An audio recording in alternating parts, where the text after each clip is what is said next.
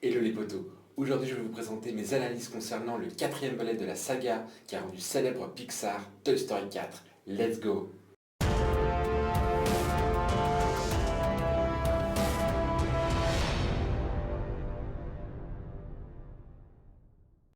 On se retrouve donc avec le film d'animation Toy Story 4. Il a été réalisé par Josh Cooley. Et Josh Cooley, c'est son tout premier Toy Story, mais par contre il avait déjà été scénariste pour Vice Versa, un autre film de Pixar. Côté version originale, donc la doublure, on a Tom Hanks qui double encore une fois Woody. Tom Hanks, je ne vous le présente pas, c'est Seul au monde, c'est Big, voilà, c'est tous ces films-là, il est super connu. Il y a Buzz qui est doublé par Tim Allen et Joan Cusack qui double Jessie. Alors pour les fans de Netflix, vous connaissez très bien Joan Cusack, surtout si vous avez vu les désastreuses aventures des orphelins de Baudelaire, puisqu'elle joue le rôle de la juge. Moi j'ai vu le film en version française, donc je vais parler aussi des doubleurs français. Alors pour Woody, c'est Jean-Philippe Puy-Martin. Jean-Philippe Puy-Martin, c'est le doubleur de Tom Hanks bien évidemment, mais aussi de Tom Cruise et de Christian Slater. Pour Buzz, c'est Richard Darbois. Richard Darbois, c'est juste le doubleur français actuel, le meilleur doubleur, celui qui a fait les plus grandes voix des plus grands personnages, des plus grands acteurs. Il a doublé Harrison Ford, il a doublé le génie d'Aladin, il a doublé Danny Glover, Roger dans L'Arme Fatale, enfin, il en a doublé une quantité astronomique de personnages et d'acteurs. C'est juste l'un des meilleurs doubleurs actuels en France. Jessie, elle, est doublée par Barbara Tissier. Et Barbara Tissier, c'est en fait la doubleuse officielle de Cameron Diaz. Donc voilà pour ce qui est du casting. Ah, je voulais aussi rajouter, côté français toujours, on a aussi la petite partie un peu star dans le casting. On a Jamel Debbouze qui double Ducky, on a Franck Gastambide qui double Bunny, et on a Pierre Ninet qui double Fourchette. Voilà, je pense que j'ai un petit peu fait le tour du casting. On va maintenant passer à l'histoire. Alors, l'histoire, elle prend tout d'abord lieu 9 ans avant, donc auparavant. Les jouets essayent de sauver Bo. Bo, ça vous dit peut-être quelque chose, c'est la bergère, l'amoureuse de Woody. Et donc Molly, la sœur de Andy, veut donner ses jouets et dedans il y a Bo. Et bien les jouets de Andy, pour que Woody puisse conserver sa copine, ils vont tout faire pour la sauver, mais malheureusement ils vont pas réussir à la sauver et Bo sera donné à un autre propriétaire. On revient dans le présent, les jouets sont comme à la fin du 3, ils appartiennent désormais à Bonnie. Et Bonnie, en fait, c'est son premier jour de classe en maternelle. Malheureusement, elle a beaucoup de mal à s'intégrer. Et en fait, elle va se fabriquer son propre jouet pour qu'il l'accompagne en classe, Fourchette, avec une petite fourchette en plastique, des petits bâtons de glace, de la pâte à modeler, elle crée Fourchette. Le problème, c'est que dès que Fourchette rejoint les rangs des jouets de Bonnie, en fait, il ne se considère pas comme un jouet, il se considère comme un déchet, donc il va toujours vouloir se jeter à la poubelle. Et Woody va tout faire pour convaincre Fourchette de rester avec Bonnie, qu'elle adore. Voilà, ça c'est vraiment l'intro de départ du film. On va maintenant passer à la critique. Alors, la première critique que je vais donner, ça va être pour les doubleurs français.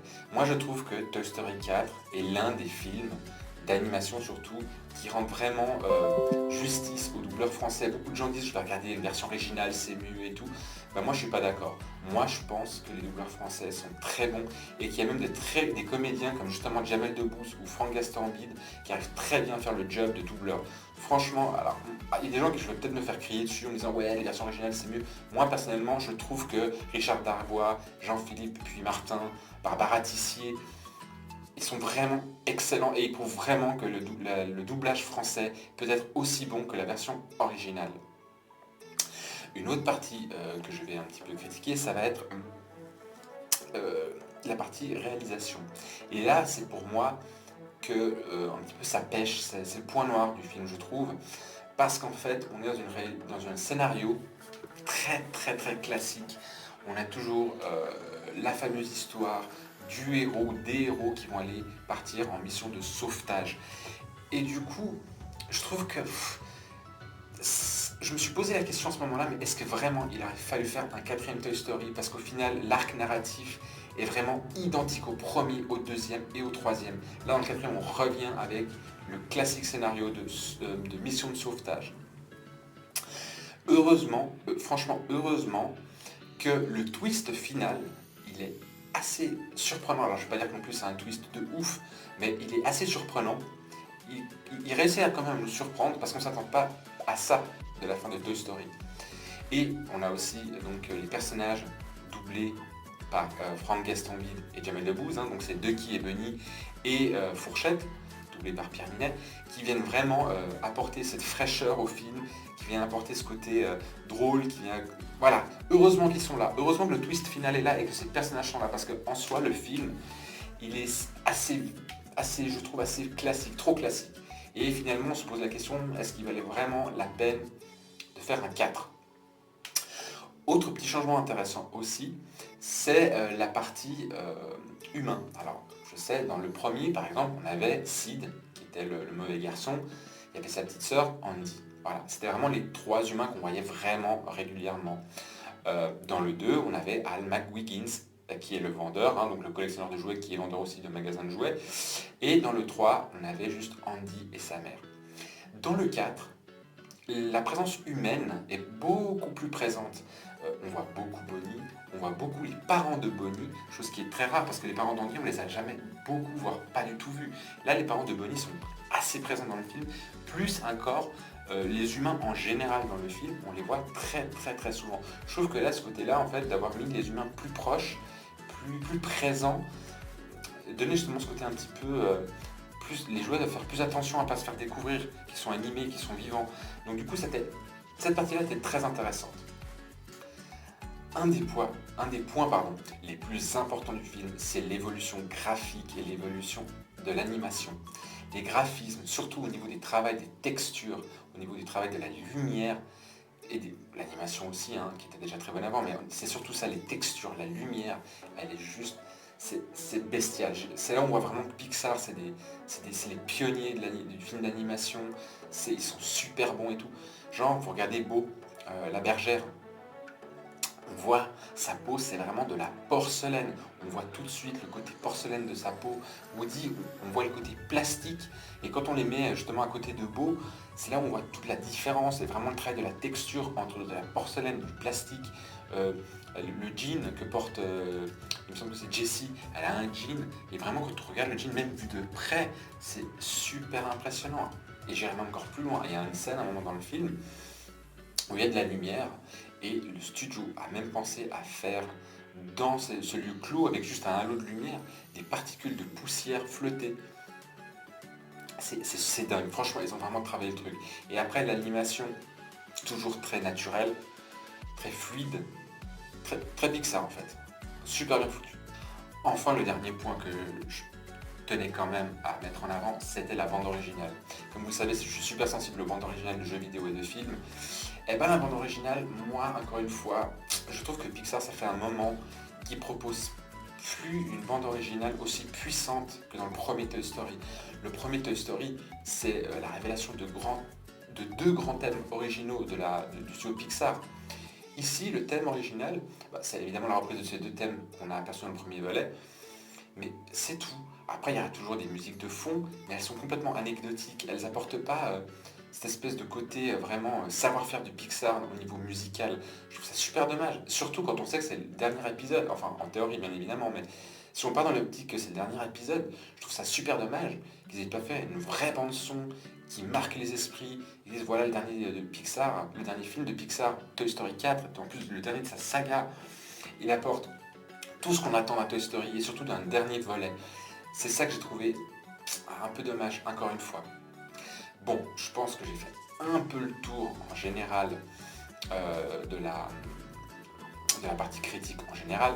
On va maintenant passer à la partie spoiler. Donc pour ceux qui ne veulent pas être spoilés pour le coup, je vous invite à quitter la vidéo maintenant. Et pour ceux que ça intéresse, je vous attends juste après l'alerte.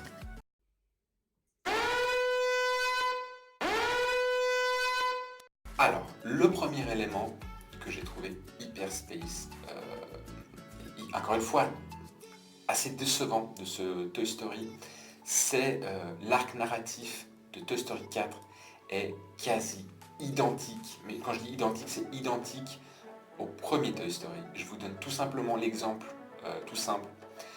Dans le premier, si vous vous en souvenez, si vous l'avez vu, Woody va essayer de convaincre Buzz qu'il n'est pas un ranger de l'espace et qu'il est un jouet et que son travail est de rendre heureux Andy.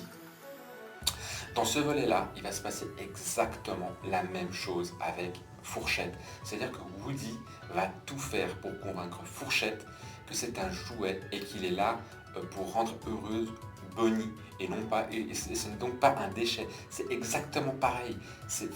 Encore une fois, niveau scénario, alors je suis tout à fait d'accord, c'est un film pour enfants, ça j'ai bien compris, mais encore une fois, niveau scénario, c'est là où il y a encore une fois un manque total d'originalité de la part de Pixar et je trouve ça super dommage, encore une fois, pour un dernier volet.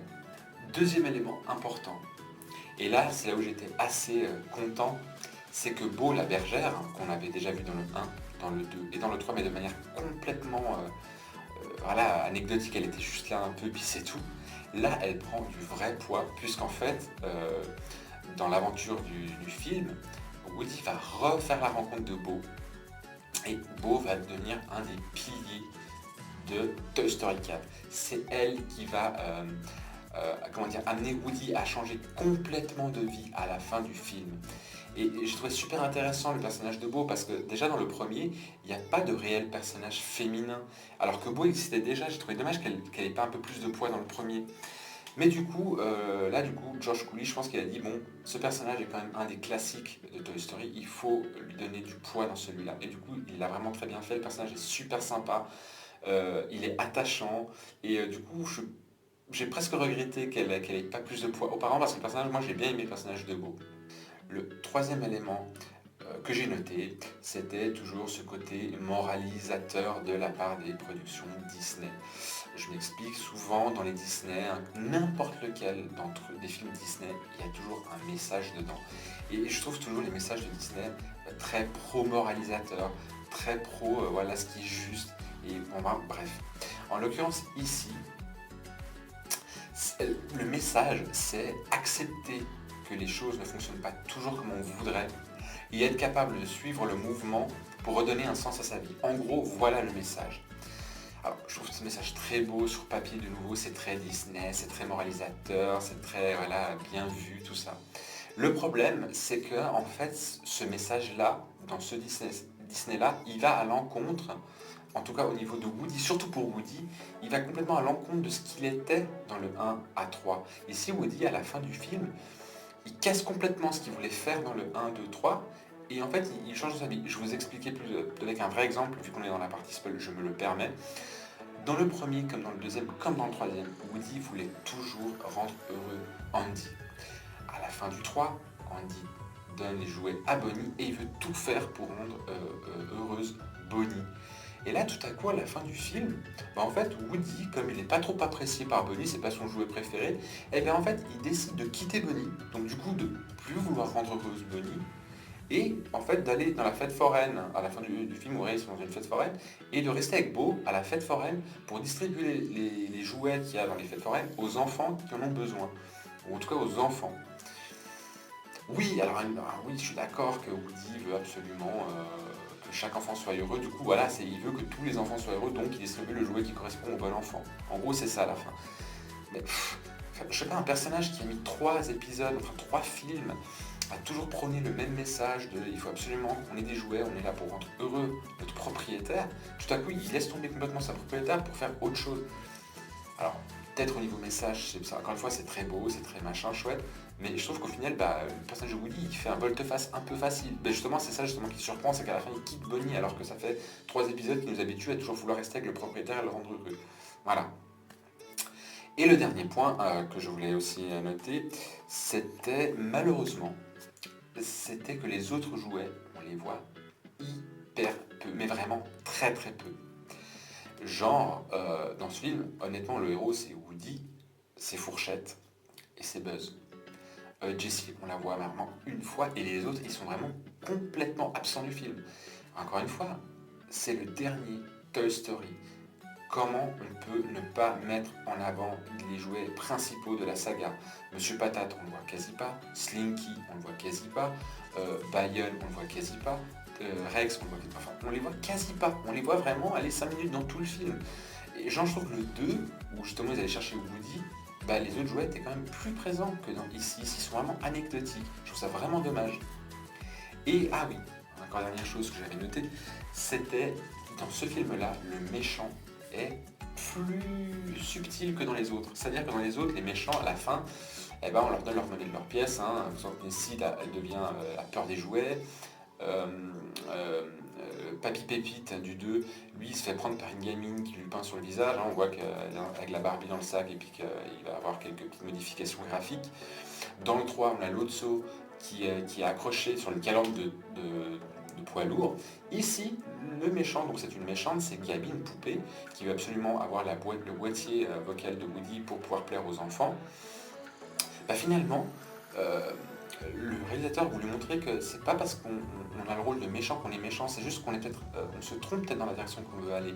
Et donc Woody va guider le méchant, en l'occurrence Gabi dans celui-là, à adopter le bon comportement.